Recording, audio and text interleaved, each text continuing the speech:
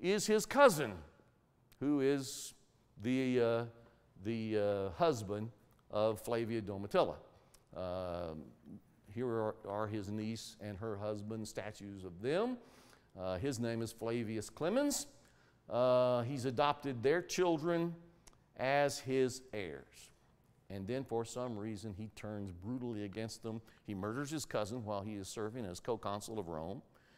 He sends his sister and his niece into exile, far away from Rome, imprisons them. They're not just exiled, but they're exiled in prison. And there are some sources which say that in prison he then had them murdered. Now, in Rome, just outside of Rome, one of the catacombs is called the Catacomb of S. Saint Domitilla. And we're not sure if it's Flavia Domitilla I or Flavia Domitilla II, the older or the younger, although most historians believe it is the younger. This is one of 61 catacombs outside the city of Rome, underground burial chambers. This particular one is the largest one. It belonged to Domitilla. It was on land that was hers, and it is the oldest of the catacombs. It has 15 miles of these twisting, branching tunnels. People are buried in vaults in the walls. And so if you look at this, this aisle over here to the far left, you see the niches in the wall there? One person would have been buried in each one of those. They weren't buried in coffins. Their remains are put in the niches, and then there is a marble covering, or if they're not wealthy, just a cement or stone covering. But there are millions of people buried in these catacombs. The catacombs were built on multiple levels. This is the tomb of Flavia Domitilla, and as I said, the majority of historians believe this is the niece, but it could be the sister.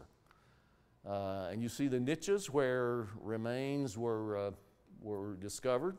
There's a large underground church there, and this church was used up until the 9th century and has now been restored. The period of persecution has been characterized by some historians as a time of persecution above ground and prayer below ground. Basically, the legal pretext for this persecution is that in the Roman Empire, religions were either licensed or unlicensed. Judaism had been licensed, and so it was what was called in Latin a religio lictica. After the destruction of Jerusalem in the Civil War, for a brief time, Judaism became a religio illicita. And apparently, during the period when Judaism was a licensed religion, Christians were kind of included under that umbrella. For whatever reason now, Domitian proclaims them an illicit religion and therefore subject to persecution. And as I say, we really don't know. There's not any real explanation of why he chose to do that. Here you see one of the characteristic tombs in the catacomb. You see the marble covering for the grave behind. This grave has actually been excavated. Most of them have. And then the piece of marble was put back. And you see the inscription there. It says, "Christ gives peace and eternal life." And this is one of the more interesting ones from the Catacomb of Flavia Domitilla. This is the first known representation of Christ in art from the time of Domitian. And you can't really see it very well, and so I enhanced the drawing, and this is what it looks like. In Greek here, it says, Alexamenos worships his God. Alexamenos is on the left. He's a Roman soldier. And Christ on the cross has the head of an ass. And so it's intended to be a gratuitous insult against Christians, and the first known representation of the crucifixion of Christ. Persecution begins, and it begins to pick up momentum. It's difficult to explain at times on legal grounds why the persecution continued and why it was so vicious. It's like a lot of government programs. Once they get stopped, once they get started, they can't get stopped. One administration follows another, and the policies just continue. Well, after Domitian had killed his cousin and arrested and sent into exile his sister and his niece, he was murdered by members of his household guards. The Praetorian Guard actually killed him, assassinated him, because of their hatred for what he had done to more popular members of the family. And so he's succeeded by Trajan, who rules from 98 to 117 AD. While Trajan is ruling, he receives a letter from the Roman governor of Bithynia. Bithynia is in Asia Minor.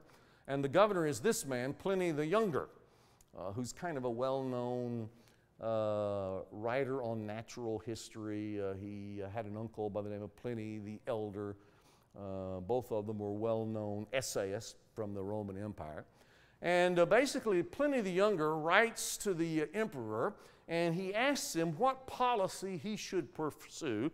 He wants guidelines on how he should deal with Christians, how severe he needs to be in persecuting them, and so on.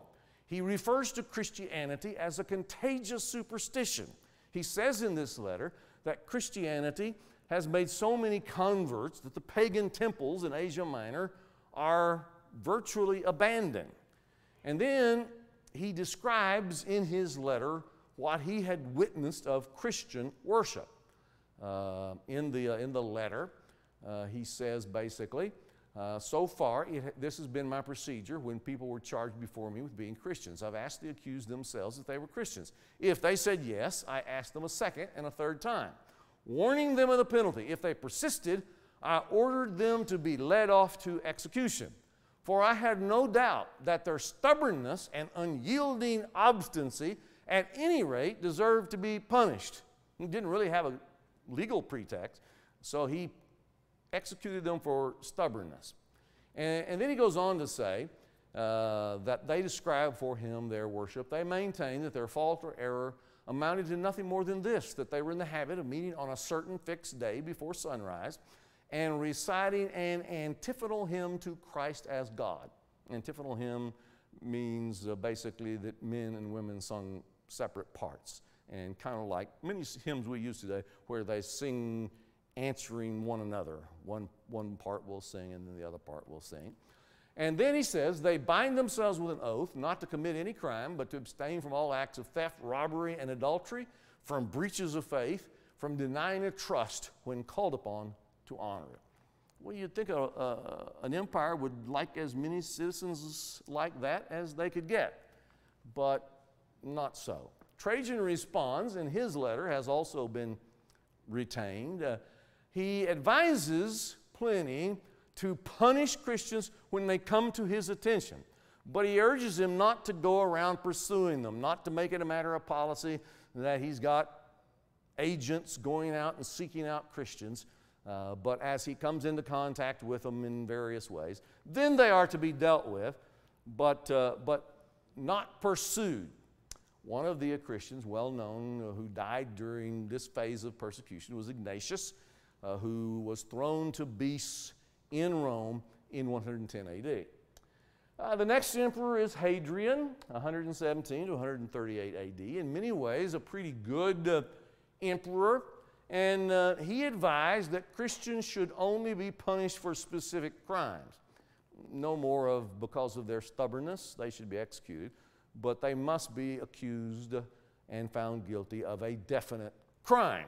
Now, that wasn't hard for those who wanted to persecute Christians to get around. They could find something to accuse them of. However, during his reign, 10,000 Christians were executed, many of them in North Africa. The next emperor is Antoninus Pius, and he took the attitude, if the gods are offended by the Christians, let them punish them.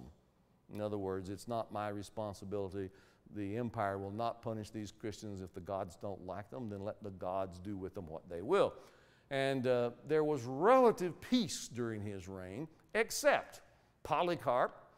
Remember, he's the man who had known the Apostle John as a boy. He had studied at John's feet and was one of the elders in the church of Smyrna, or church at Smyrna in Asia Minor. He was 86 years old when he was martyred for his faith in Christ. Marcus Aurelius, 161 to 180. Marcus Aurelius was a philosopher, a poet, an able administrator and executive. Generally, historians have a very high opinion of Marcus Aurelius. In fact, there are more statues of Marcus Aurelius on campuses of colleges, mostly in universities, in America and in Europe, than of any other Roman emperor. That's kind of surprising. But he was considered a scholar, and his most famous book on philosophy is still sold and is still used as a college textbook in philosophy courses today. It's just called Meditations. He saw Christians, however, as a threat to the Roman Empire. He believed that they were destroying the unity of Rome, and if there was one thing the Romans cared about, it was the unity of this vast, sprawling empire. And so he was an implacable enemy. He was a savage persecutor of Christians. Christians suffered more under his reign than any emperor who came before him. And for the first time, just the fact of being a Christian is enough to warrant a death sentence. What he did that was even worse is that he passed a law saying that those who informed on Christians were rewarded by being given the property of the Christians. You turn somebody in and you get their estate. And you can see how that would lend itself to all sorts of abuses and how it would turn everybody into a spy, sort of like, you know, what happened in communist societies where everybody was a secret informer of the police. Justin Martyr, who was a great defender of Christianity, wrote many books in defense of Christianity, tried to show in a reasoned way that Christians were good citizens, that they were good for the empire, that they lived in innocence and truth, but he himself was beheaded in Rome in 166 AD. In France, or Gaul as it was known in those days, there was another celebrated execution of a young slave girl. Her name was Blandina, and she was arrested during the persecutions there. Her fellow Christians worried because she was very small, and they felt that she could not resist the torture and the persecution which would be inflicted upon her, and so they prayed for her. Her tormentors, however, exhausted themselves, wore themselves out in an attempt to make her renounce Christ. No matter what they did to her, she kept saying over and over again, "I am a Christian and there is no wickedness among us." And so finally they took her to the arena and they threw her out into the arena to be mauled by wild bulls. Septimus Severus, who ruled at the end of the third century, passed a law for the first time forbidding conversion to Christianity. He persecuted Christians fiercely in Egypt and North Africa. In the city of Alexandria, Egypt, he killed 6,000 Christians in that one city. Decius, 249 to 251 AD. Decius is the one who began the practice, which is pretty familiar to us now, of requiring all citizens, all inhabitants, whether you're a citizen or not, to offer annual sacrifice to Rome, the goddess Roma, and to the emperor. Basically, they had to receive a certificate indicating that they had sacrificed. The certificate, the plural form of it's labellaici is a singular, but the plural is labellus. These libellus were required as proof that sacrifice had been offered. And if you didn't have the sacrifice proof, the libellus, then basically, anytime you go to do anything, buy or sell, any kind of economic activity in the Roman Empire, and you've got to show your document, and you don't have it, then you're subject to arrest and punishment. Well, there were some Christians who, out of weakness, gave in. They offered the sacrifice with mental reservations, which is the dodge of the Roman Catholic Church. They had mental reservations. Many more, apparently, found corrupt priests that they could bribe to just give them a certificate saying they had sacrificed. And so these people were known as lapsi, as you would suspect from the word for lapsed. They are lapsed Christians. And the question of what's going to be done with them, as we'll see, becomes a major issue in the church. Origen, another one of the early Christian leaders that we've discussed, who wrote copiously, was slain during this persecution. This imperial cult, which arose, basically was based on worship of the emperor, and it was integrated into every aspect of life, into commercial, as I said, commercial transactions. If you belong to a guild of silversmiths or gold workers, whatever, it was a part of the activities of your guild that you offered worship to the emperor. The temples of all the gods were required to allow or to provide for sacrifices to the emperor. Basically, on the emperor ascending to office, sacrifice was to be offered in his honor. And then every year after that, on the anniversary of his accession date. The coin you see there is a coin of Julius Caesar. And you can see down the left-hand side there, it says in Greek, not in Latin, but Theos, God. And so this coin proclaims Julius Caesar as God. It was minted in Thessalonica. And it's one of the coins which kind of testifies to this cult of emperor worship, declaration of loyalty to the Roman state as well as to the emperor. Here is one of those actual documents. This one has been discovered by archaeologists. You can tell it's on papyrus. And it basically says, here present and confirming to the order,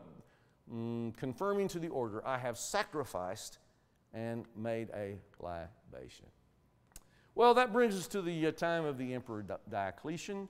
And he will be the last of the great persecutors, more or less, 284 to 305. Diocletian initially was tolerant of Christianity. His wife and daughter were Christians. However, Diocletian decided to divide the empire into east and western halves for better administrative control. And so basically what he did is in 285 he appointed a general of the army by the name of Maximian, this is him, to be his co-emperor. From now on, the emperors will be called Augustus. That's their title, not a name. You have an Augustus in the east and an Augustus in the west. And then, a few years later, about 8 years later, he decides that they need more help, and so 2 junior emperors are appointed in each half of the empire. These men from now on will be called Caesars. And so Galerius and Constantius Chlorus were appointed as the Caesars. So basically the situation you have is this. There's Constantius and Galerius.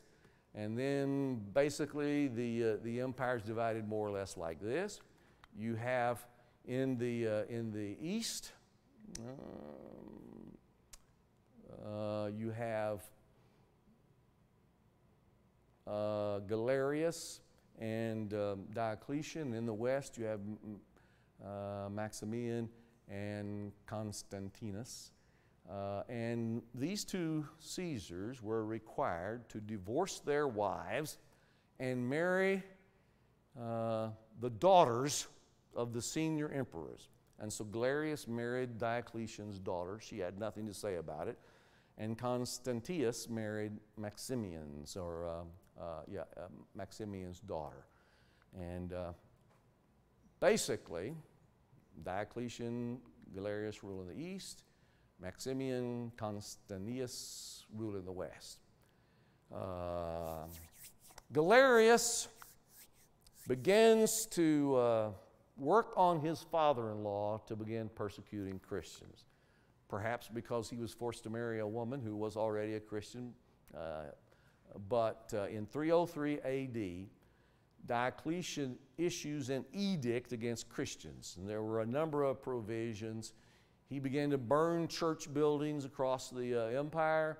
He demanded that all copies of scriptures be turned in for burning, be surrendered. And as a result, those who did so, and primarily these would have been leaders in the church, because scriptures were rare and precious. Individuals didn't own them. They were the possession of churches. Those who did so were called traditores, and that's a word which means turner-overs, the ones who turned over scriptures to the authorities. And so this begins the last great wave of persecution, and in many ways the most brutal persecution of the church of all. However, in the West, Maximian and Constantius follow a policy of toleration. They are unwilling to enforce these new measures. Now then, Constantinus' first wife was a Christian. He had to divorce her. Her name was Helena. She was the mother of Constantine. He marries another woman who's the daughter of Maximian. She also is a Christian. And so it seems that being related to Christians in the East became a reason for persecution, and being related to them in the West was a reason for mildness as far as applying these new laws which had been brought into effect. So our time is gone. We'll pause there, and we'll talk about the rise of heresy, false teaching during this period, and also the role of Constantine, who will now come to the forefront and become the sole emperor in the Roman Empire, and had an effect both good and ill on the history of Christianity. So we'll take that up, Lord willing, next Tuesday night.